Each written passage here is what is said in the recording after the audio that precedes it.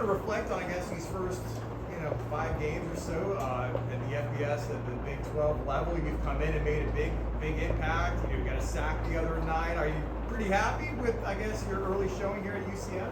Yeah, I mean it's exciting stuff. I'm having a lot of fun out there, to say the least. But yeah, I think there's a lot of things that I can improve on as a player. There's a lot of things that we can improve on as a defense as well. So I mean, yeah, I'm enjoying it. Well, enjoying the moments like that. But I also there's a lot of room for improvement. Cole, Scott talked a little bit about being one play here, 2 plays there that maybe you guys can flip a game and have a chance to win.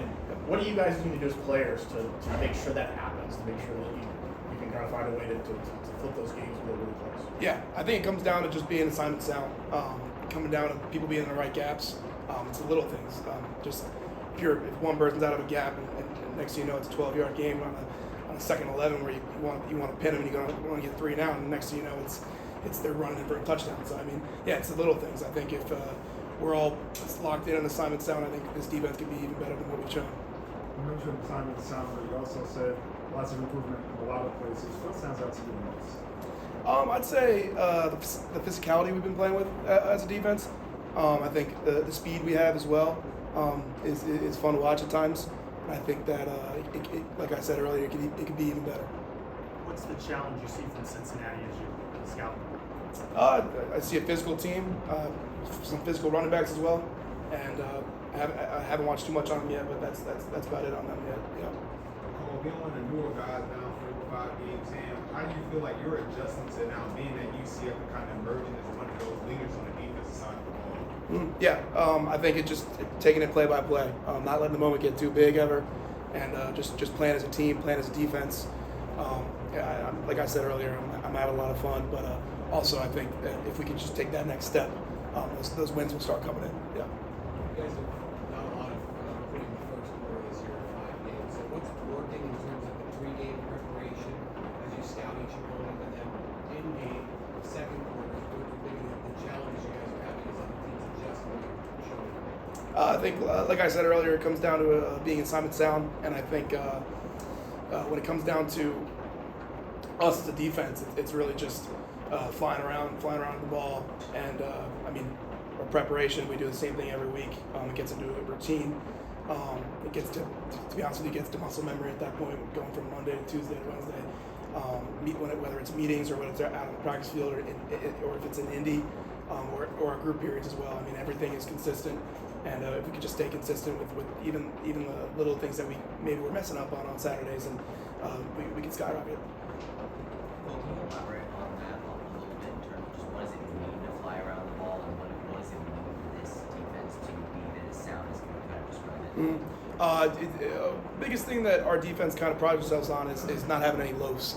If you're seen maybe jogging to the ball the second the ball's thrown, if you're not bursting out of your stack after a drop, it's really just if wherever the ball is, you got to give it your 100%.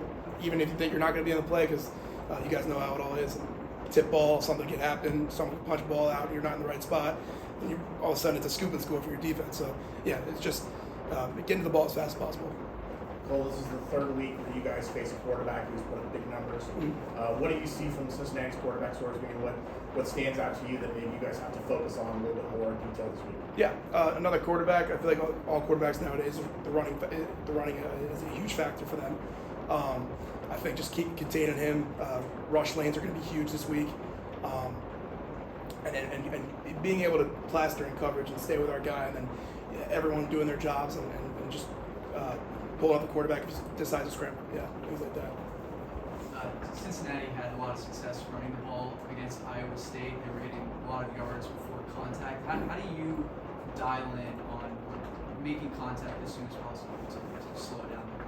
Yeah, I did watch their game against Iowa State on Saturday before our game. We were chilling in the hotel watching their game, and yeah, their running backs look really physical. Definitely, I think it comes down to just being just as physical as them. I mean, cutting their engines, wrapping up. Once again, multiple guys flying the ball. If one guy misses, other guys coming in hard. So it's just things like that. Yeah. How much of a point of emphasis is being placed on creating turnovers? I think the biggest stat in football we talk about as a defense every single week is turnovers win games. And if you're winning the turnover battle, you're winning the game 80%. I think it's 90% of the time in college, 80% in the NFL. So I think if you're getting turnovers, you're guaranteed to win pretty much. So if we could really turn the nozzle up on the turnovers, it'd be good. What do you think's missing in doing that more? Something I think it's really just I don't think anything's missing. I think it's really just maybe we're just one play away from it happening, or maybe one D lineman getting a hand on the ball, or maybe I'm blitzing and I get my hand up and get on the ball and one of the DBs picks it off. It's really just I don't think anything's missing. I think we're playing the right way. I just think we're right there from those turnovers happening.